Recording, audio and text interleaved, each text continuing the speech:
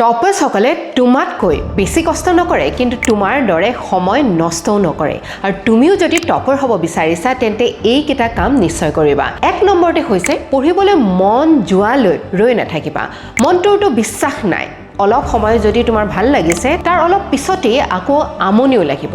সেইবাবে টপাৰসকলে এটা fixed routine মানি চলে। কি পঢ়িব কি কৰিব আগতীয়াকৈ এখন ৰুটিন বনায় আৰু সেইখন সফলভাৱে ৰূপায়ণ কৰে। দ্বিতীয়তে পৰীক্ষাৰ বাবে গোটেই কিতাপখন মুখস্থ কৰাৰ সলনি বিগত বৰ্ষৰ যিবিলাক প্ৰিভিয়াছ ইয়াৰ্ছৰ প্ৰশ্ন কাকত আছে সেইবোৰ প্ৰচুৰ পৰিমাণে প্ৰেক্টিছ কৰা, কাৰণ পৰীক্ষাত পেটাৰ্ণসমূহ প্ৰায় ৰিপিট হয় আৰু তুমি যদি পুৰণা প্ৰশ্নসমূহ ভালদৰে নোচোৱা তেন্তে সেই পেটাৰ্ণবোৰৰ কথা তুমি বুজি নোপোৱা, সেইবাবে তুমি কম নম্বৰ পোৱা। আৰু তৃতীয়তে হৈছে যে ভুল কৰিবলৈ ভয় নকৰিবা। যিটো টপিকত তোমাৰ ভুল হৈছে সেই দুৰ্বলতাসমূহ বিচাৰি উলিয়াই দূৰ নকৰালৈকে এৰি নিদিবা আৰু ভুল পদ্ধতিৰে 5 ঘণ্টা নষ্ট কৰাতকৈ শুদ্ধ পদ্ধতিৰে 1 ঘণ্টা পঢ়ি ভাল ৰিজাল্ট কৰা।